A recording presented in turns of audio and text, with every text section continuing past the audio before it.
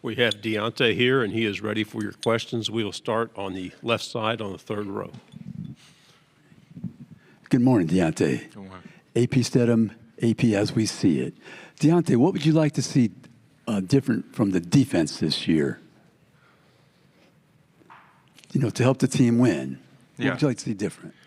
I think we just all have to be bought in. I think that started right when the bowl game ended, and you know we just all had to come together. I think being year one and Coach Wool's system, you know, we had our bumps and bruises that we had to go through throughout the season, and you know we just had to get more reps. I think as the season progressed, we were able to get better from it, and you know I'm very excited for our defense this year, and you know I feel like we have more guys that knows Coach Wool's system, and you know we know the rep. I mean we know the scheme. Now it's all about honing in on what the offense do, so we're able to anticipate at the highest level and fly around.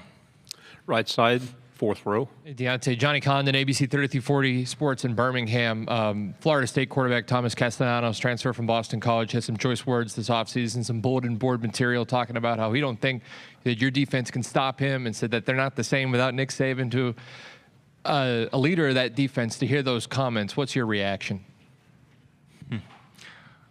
Yeah, obviously people gonna say what makes them feel the most confident. But it's something we can't really worry about because nothing matters other than what goes on inside those lines. And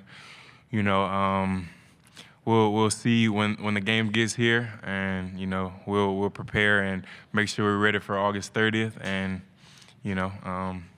we'll see it when we get here. Middle, fourth row, and then pass it to your left. Deontae, Jared Bates here, Mobile, Alabama, WNSP. Good to see a hometown kid here at SEC Media Days. But Deontae, in the SEC, so many great places to play. Y'all were undefeated at home last year. But is there a road stadium that has stuck out in your time in the conference? Man, to be honest with you, I think every road SEC game is tough. Because I think I played pretty much everywhere in the SEC. I'll go to Georgia this year, but even when we play Arkansas or Tennessee or Auburn, any road game, especially being Alabama, the fans are into it just a little bit more, and it's something we look forward to. We're all about a challenge, and we love coming in the away team stadium and trying to clear it out. Stay on the fourth row and then pass it forward. Hey, Deontae, Nick over in Mobile with WNSP. Coach DeBoer's talked a lot about how you are a leader and you're a mentor to everyone in that locker room. I'm curious, back in your hometown in Mobile, who are some of the leaders, coaches, and mentors who helped you get to the place you're at today and turn you into the man you are? That's a great question. First, I think my parents, of course. They always been my support system. They always been in my corner no matter what, and I definitely think they raised me the right way. I had a high school coach, Ronnie Cottrell. He did a lot for me as well, and it's a lot of people that helped me get to where I am today, and I definitely had a lot of people to look at in ways of don't do that or do that, and so I think that kind of molded me as well. But I think it just comes back to my parents, man. They really instilled something in me at an early age, and I was just able to take it and run with it. Fifth row on the right side, then pass it forward. Trevor Denton with Way 31. Deontae, when you got hurt in that Oklahoma game, many people thought that was it for your college career. Why did you decide to return to Tuscaloosa, and how difficult or not difficult of a decision was that for you? Yeah, it was definitely a very hard decision. I think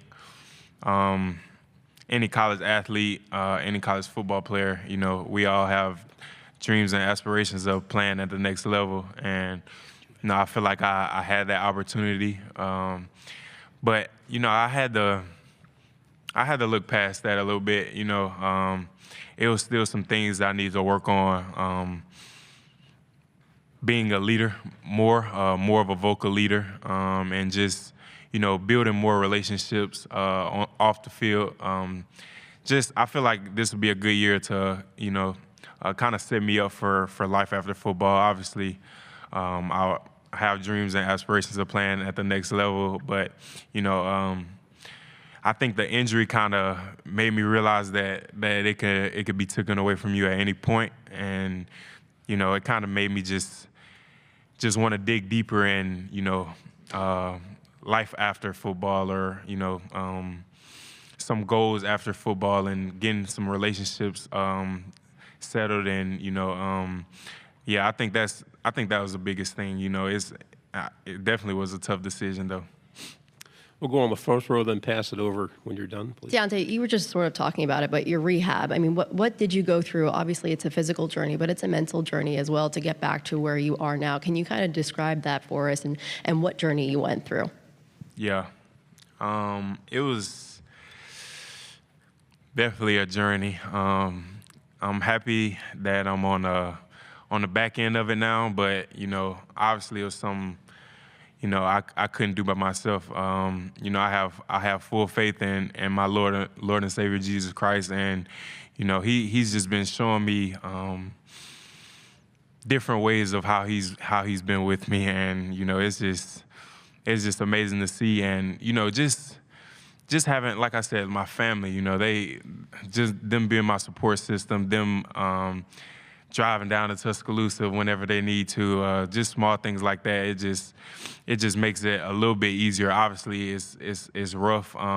Every day is not going to be pretty. You're going to have your days where you don't feel like doing it, but this is what I got to do. And another thing would be the medical team at Alabama. Jeremy Giselle, he's my guy, to be honest. I've been with him for the past 8 months, and every day, and we've been getting after it. And he just, when you have people around you, it just makes it a little bit easier. It's still something you gotta handle and get through, but it's all for a greater good. Excuse me, could you pass the microphone to the gentleman in the third row? Thank you. Hey, Deontae, Tony Reese, WTV. I'm out of Columbus. Man, I want to, as a defensive leader, get you to talk about the progression you've seen firsthand of Deontae Pierre and Red Morgan, those type of guys.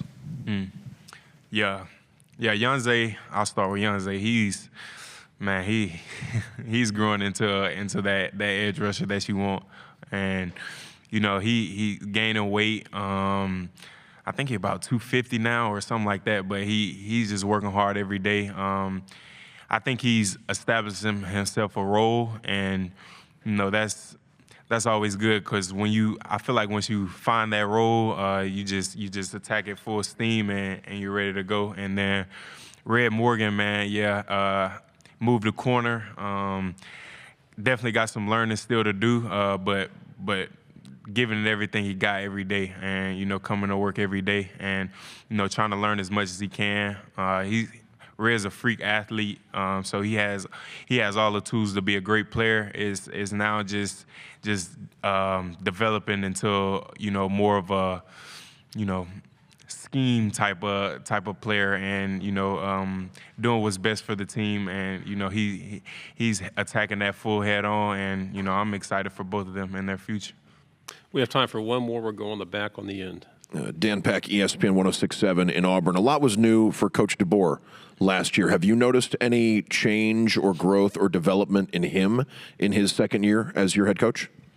Yeah, no doubt. I think, last year it's hard to replace Coach Saban, and, just for him to come in and, just to take the job, that shows the confidence that he has in himself, and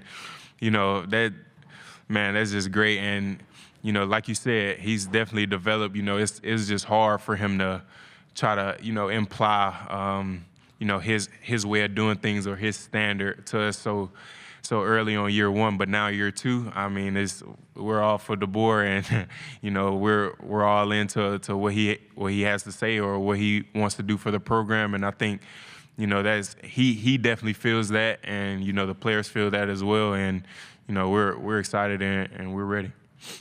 Deontae, thank you very much. Wish we had more time for you. Thank you. Roll Tide.